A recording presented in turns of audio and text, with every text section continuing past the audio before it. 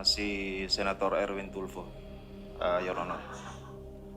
Human trafficking kanina na hindi muna natin binigyan ng atensyon kanina dahil nakapokus tayo sa maleta.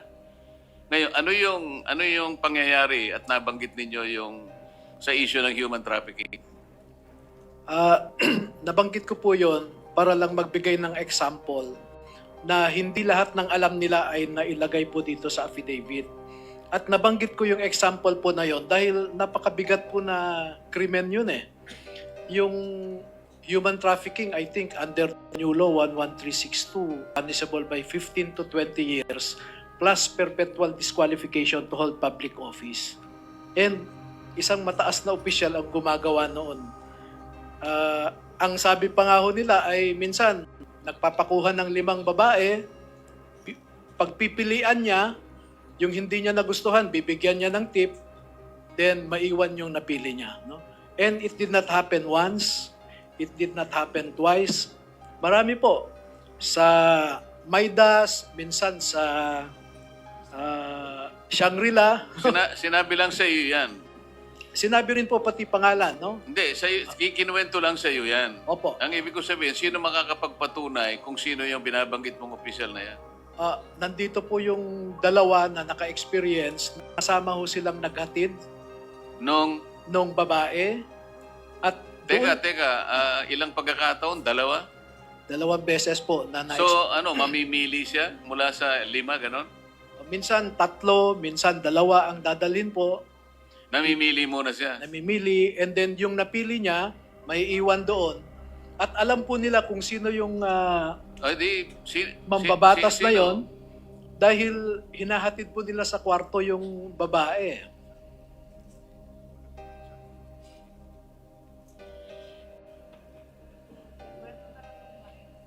Yung siguro kung sino na lang nakakaalam kasi sinabi lang sa iyo, mahirap naman 'yon. Baka mamaya mabanggit mo hindi naman totoo. Yung magtapat na lang yung talagang nakakita ng sinasabi mo at patunayan po ninyo na ang sinasabi ni Atty. Baligod ay totoo. Your Honor, ako po yung naka-experience doon sa Maidas. Pwedeng paki-detalye po ninyo? Your Honor, unang dumating po yung VIP. Sino po yung VIP?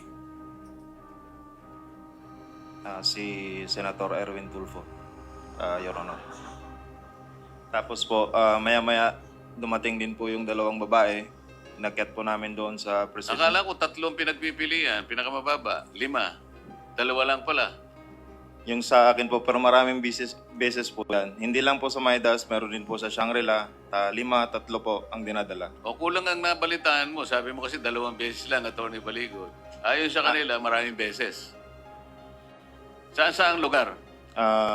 Yung na-experience ko po sa Shangri-La po at saka sa Maidas po.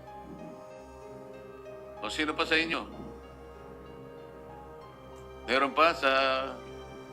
Sa akin, Your Honor, sa Team EC, namomonitor ko rin, Your Honor. Kasi nandyan lang kami sa paligid, saka sa Viber chat namin, na nandyan na, dumating na sa lobby yung babae, i-guide nyo na. Ganun lang po yung experience ko po. Ganon din yung pangalan ng binanggit ng kasama mo? Kapareho rin? Yes, Your Honor.